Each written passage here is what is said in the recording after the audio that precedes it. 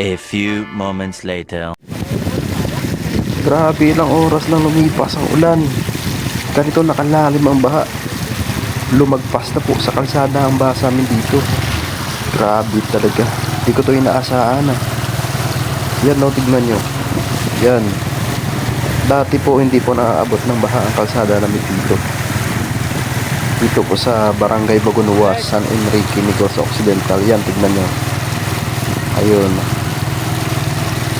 Awawa itong mga bahay na ito nasa ilalim. Grabe yung baha na to.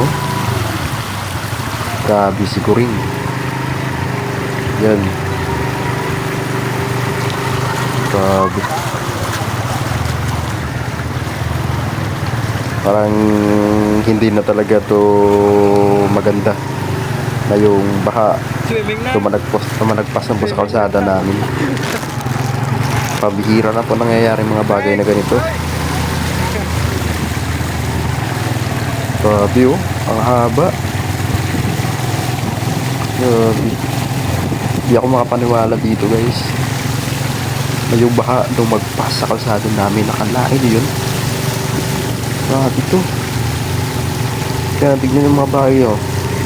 Tignan nyo yung mga bahay sa gilid ng kalsada.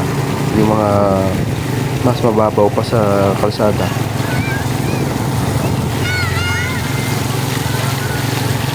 May mga tao na sa kalye na lang nagsilabasan na kasi yung bahay nila parang wala na silang upuan, wala na silang mahigaan. Grabe yung baha na to. Yan.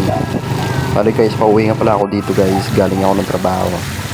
Tapos ang trabaho, nakita ko sa Facebook na grabe yung pag-ulan at pagbaha. Pero yung nung nakita ko sa Facebook, hindi pa ganito kalalim, hindi pa umabot sa kalsada namin. Nung pauwi na ako, doon ko na nakita, grabe, lumagpas na pala sa kalsada. Yan o, kawawang mga bahay, kawawang mga pamilya na nasa gilid ng kalsada.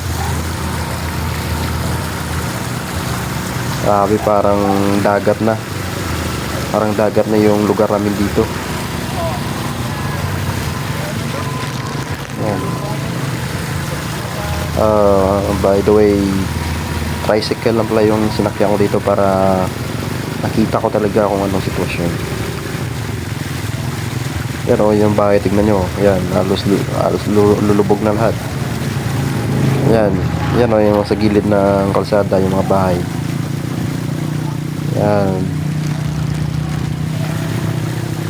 Grabe yung baha na to guys. Grabe.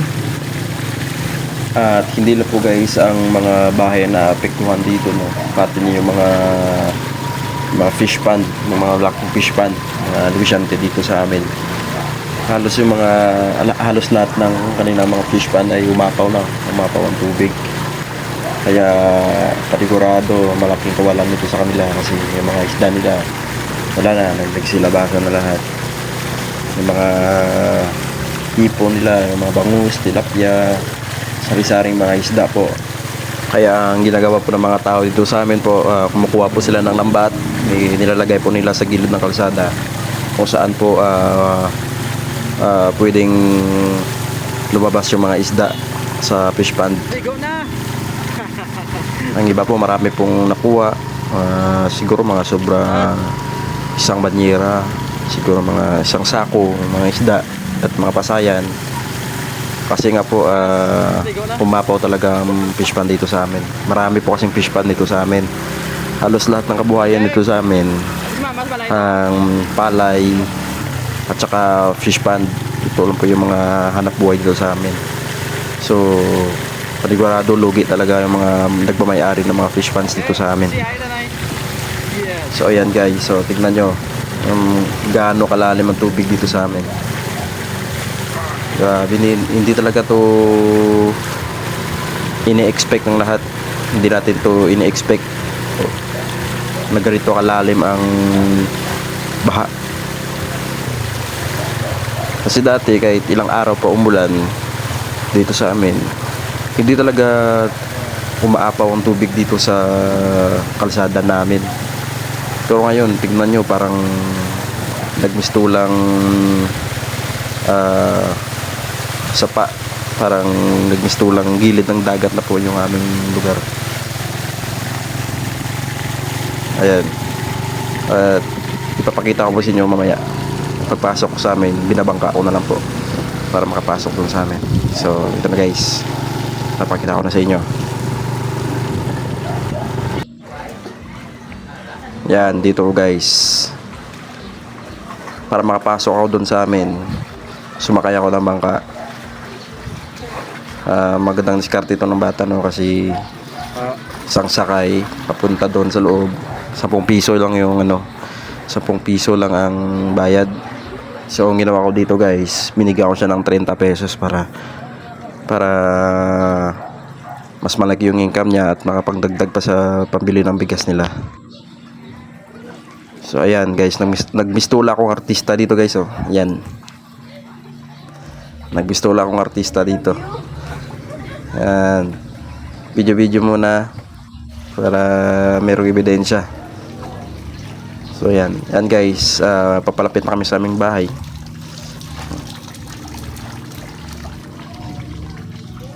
Grabe talagang baha na to. Yan, tignan yung aming covered court. Yan. At yan po ang aming dun banda po sa left side, yun po yung evacuation center namin. Kahit yung evacuation center namin po, naabot po ng tubig baha. So sobrang lalim po talaga. So yan, medyo nahirapan kami ng konti dito kasi maliit lang yung espasyo ng daanan sa amin. So kailangan muna namin maghinay-hinay para hindi mabangga ang bangka. Kasi ayan. Ayan po. Ang galing ng bata, no. Ayan. Para sa right side po, dyan po yung bahay namin. Ayan. Yan po yung bahay namin, no. Nandiyan na po sila ni mama at papa.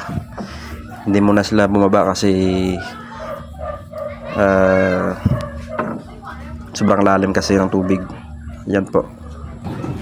Tulad gro. Pagawa.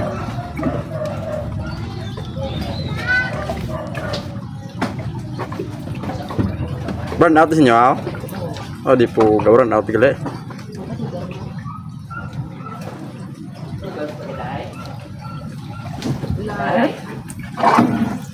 Naka-30.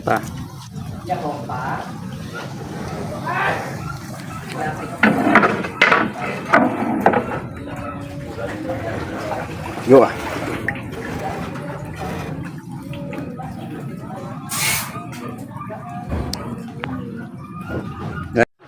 At ayan guys, pagkatapos kong makarating sa bahay, lumabas ako at tumusob ako sa tubig. Yan po yung kalsada namin. Yan po. Yan, tignan nyo. Grabe, ang lalim talaga ng baha. As you can see po, wala na pong kalsada na semento makikita dito. Puro lahat tubig, baha. Yan, tignan nyo yung series bus. Mabihira talaga yung bahang ito. Grabe yung pinsala na mangyayari dito pagkatapos ng baha. Ito po, nandito pa kami sa bahay niyan. Umaga po niyan. Halos hindi pa rin po bumaba yung tubig. Sobrang bagal po ng pagbaba ng tubig dito sa amin. So, ayan po. Yan po yung covered court namin. So, muna si buong sitwasyon dito sa amon nga barangay, no? Sa barangay Bagunwa, San Enrique. Pero tayo kadalom sang baha sa buong. So, first time ni nga natabo, no? Galalapaw sa dalan. So hanggang dito na lang po tayo guys. Maraming salamat po sa mga nanood ng video ito. At sana po mag-ingat kayo at sana matapos ng bahang ito. Yan namin ang dalan. So yan ang mo.